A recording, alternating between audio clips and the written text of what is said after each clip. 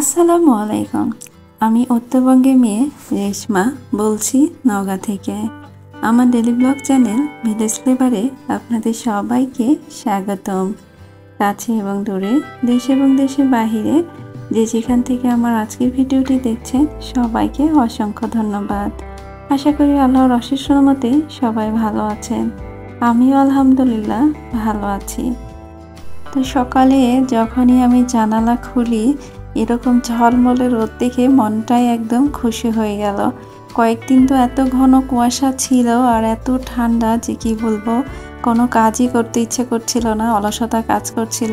শুধু মনে হচ্ছিল লেপের মধ্যে বসে চুপ করে থাকি। পানির কাজ দেখলে তো আরও ভয়ে একদম মনে হচ্ছিল যে কিছুই করব না, পানিতে হাতই দিব না। তো যাই হোক, সকালের নাস্তায় রুটি বানিয়েছিলাম। এই যে মিষ্টি মিষ্টি রোদে বসে নাস্তা করে নিচ্ছি। তো আমি আর মেয়ে এখন নাস্তা করছিলাম, আর মেয়ের বাবা একটু লেটে উঠেছে, তো ওর নাস্তাটাও পরে করে নিয়েছে।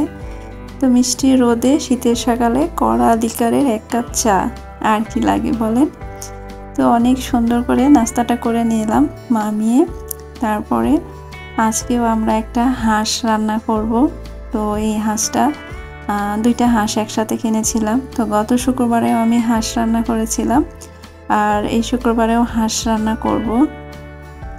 তো এই হাঁসটা আমি নারকেল দিয়ে রান্না করতে চেয়েছিলাম, কিন্তু মেয়ের বাবা নারকেল দিয়ে হাঁস খেতে চাচ্ছে না, তাই গত শুক্রবারে যেভাবে রান্না করেছিলাম সেভাবেই রান্না করব। তো এখানে আমি একটু নতুন আলু দিব, কারণ হাঁসে প্রচুর পরিমাণ তেল, অনেক তেল ছিল। তো নতুন আলু দিলে একটু ভালো লাগবে। সচরাচর হাঁসের মাংসটা একদম কষা কষা করেই খাওয়া হয়, আলু খুব একটা দেওয়া হয় না, কিন্তু নতুন আলু খেতে ভালো লাগবে। আর তেলের জন্য একটু আলু দিলে ভালো লাগবে মনে হচ্ছিল।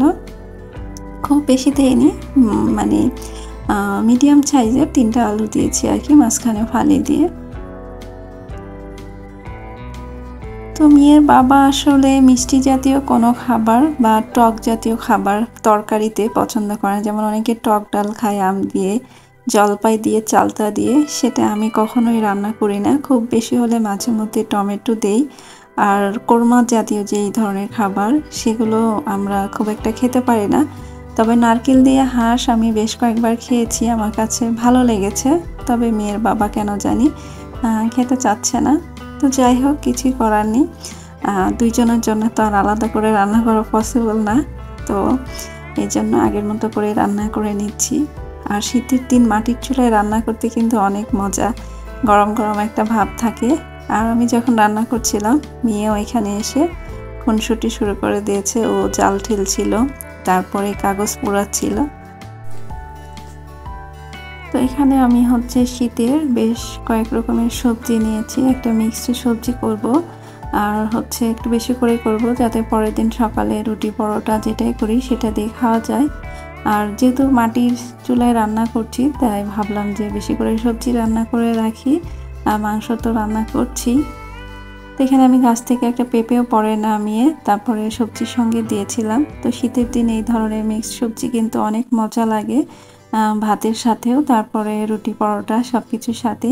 তো যখনই আমি শীতের সবজি রান্না করি, বাঁধাকপি ভাজি বা এই ধরনের মিক্সড সবজি একটু বেশি করে রান্না করি, যাতে একটু ফ্রিজে রাখলে পরে গরম করে রুটি পরোটার সাথে খাওয়া যায়। তো ভিডিওর এই পর্যায়ে আমার ভাই আপুদের কাছ থেকে সেই পুরনো রিকোয়েস্টটাই করছি, আমার ভিডিও এখন পর্যন্ত যারা দেখছেন একটি লাইক দিতে ভুলে গিয়েছেন, প্লিজ একটি লাইক দিয়ে পুরো ভিডিওটি কন্টিনিউ করবেন।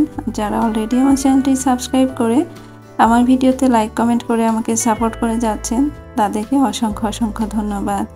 আর যারা এখনও করেনি তাদের প্রতি আশা রাখছি, আমার ভিডিওর কোথাও কোনো অংশ যদি ভালো লেগে যায় তাহলে আমার চ্যানেলটি সাবস্ক্রাইব করে আমার পাশেই থেকে যাবেন। তো গতকালকে মেয়ের পরীক্ষা শেষ হয়েছে, মানে বৃহস্পতিবারে, যার কারণে আমি বৃহস্পতিবারে কোনো ব্লগ তৈরি করতে পারিনি। এটা শুক্রবার সকাল থেকে সন্ধ্যা পর্যন্ত যা কিছু করেছি সেটাই ভিডিও করে সন্ধ্যায় এডিট করে তারপরে কিন্তু আপলোড দিব আর কি। তো যাই হোক, আসলে মেয়ের পরীক্ষা তো শেষ হয়েছে, কিন্তু বৃত্তি পরীক্ষা আছে 17 তারিখে, তো সেটার প্রিপারেশান চলছে। স্কুল থেকে একটা সাজেশান দিয়েছে গতকাল রাতে। মেয়ের বাবা অনেক রাত পর্যন্ত সেই সাজেশান থেকে কোশ্চিন যেগুলো পাওয়া যাচ্ছিল না বিভিন্নভাবে খুঁজে নোট তৈরি করেছে। এখন এই কয়েকদিনে সেগুলো কমপ্লিট করতে হবে। আর এখন বাচ্চাদের পরীক্ষা নয় তো জানো, বাবা মায়ের পরীক্ষা, তাদেরই বেশি টেনশান। তাদেরকে এত সময় দিতে হয়, এত কোশ্চিন, সেগুলো বারবার ধরতে হয়, কোশ্চিনগুলো লিখে দিতে হয়। আর ছোট বাচ্চারা আসলে ওরাই বা কত চাপ নেবে। আমাদের সময় তো আমরা প্রাইমারি স্কুলে পড়ছি, এত বই ছিল না বা পড়াও এত কঠিন ছিল না। এখন অনেক বেশি কম্পিটিশান কিন্ডারগার্টেন স্কুলগুলোতে। আবার যদি আপনি না দেন তাহলে বাচ্চারা পিছিয়ে যাবে। তো কিছুই করার নেই, সব কিছু মিলে আর কি চলতে হবে, সময়ের সাথে তাল মিলিয়ে। আর আমি এবার মেয়েকে হচ্ছে আলোহা স্কুলে দিয়েছি অ্যাবাকাস ম্যাথ শেখার জন্য। তো সপ্তাহে একদিন করে ক্লাস, তো সেখানেও আবার এক্সট্রা সময় দিতে হবে সামনে আর কি বছর থেকে। তো আমি চাচ্ছিলাম যে আরবিটা সামনে বছর আল্লাহ যদি চায় তাহলে শেষ হয়ে যাবে, কোরআন শরীফ হাতে নেবে, আর পাশাপাশি অ্যাবাকাস ম্যাথটাও আর কি করতে পারবে, যেহেতু সপ্তাহে একদিন ক্লাস। যদি কোনো কারণে বাচ্চা না পারে বা মিস হয়ে যায়, সেক্ষেত্রে এক্সট্রা একদিন ক্লাস করিয়ে দেয়। যেভাবে হোক ওনারা ওনাদের যে 6 লেভেল আছে সেগুলো কমপ্লিট করে ফেলবে 1.5 বছরে। তো এটা যেহেতু একটা ইন্টারন্যাশনাল স্কুল, তো সেই জন্য মেয়ের বাবা চাচ্ছে যে মেয়ে এটাতে একটু ভালো করুক আর কি। আসলে এখন পড়াশোনার পাশাপাশি এক্সট্রাঅর্ডিনারি না থাকলেও হয় না। আসলে কখন কোন জিনিসটা মানুষের জীবনে কাজে লাগে সেটা কিন্তু বলা মুশকিল। সেই জন্য যেই কাজটাই করা হোক না কেন সেটা কিন্তু পারফেক্টলি করা উচিত।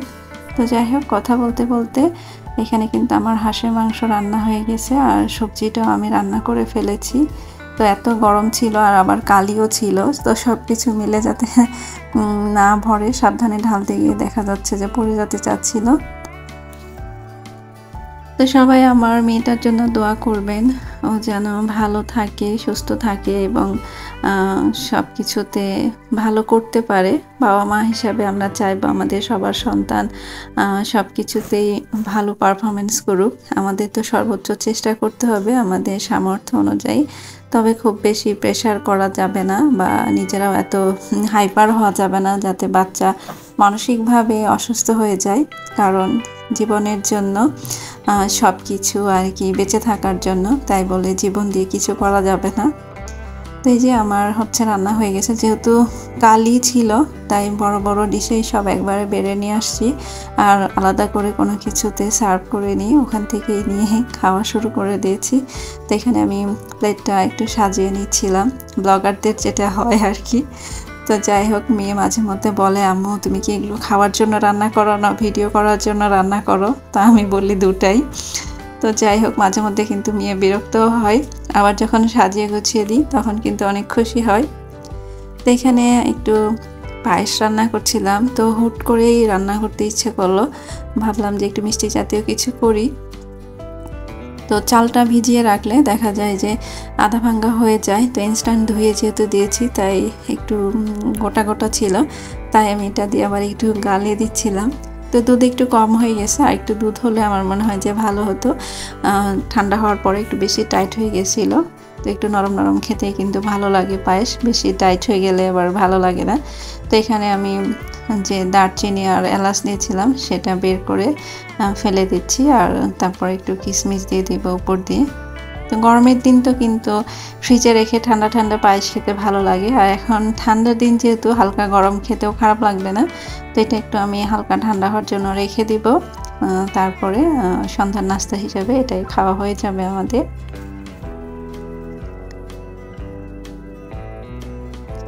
মেয়ে আবার কিশমিশ বাদাম এমনি খেতে পছন্দ করে, কিন্তু কোনো ডেজার্ট আইটেমে দিলে সে খেতে চায় না, তখন বেছে বেছে দেখা যায় ওর বাবাকে দিবে অথবা আমাকে দিবে।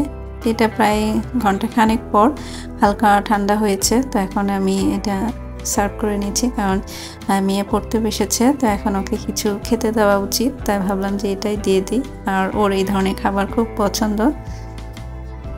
তো নাস্তা করতে করতে আপনাদের কাছ থেকে বিদায় নিয়ে নিচ্ছি। সবাই ভালো থাকবেন, সুস্থ থাকবেন। নতুন আরেকটি ব্লগ নিয়ে আপনাদের সামনে হাজির হব। সে পর্যন্ত আল্লাহ হাফেজ, আসসালামু আলাইকুম।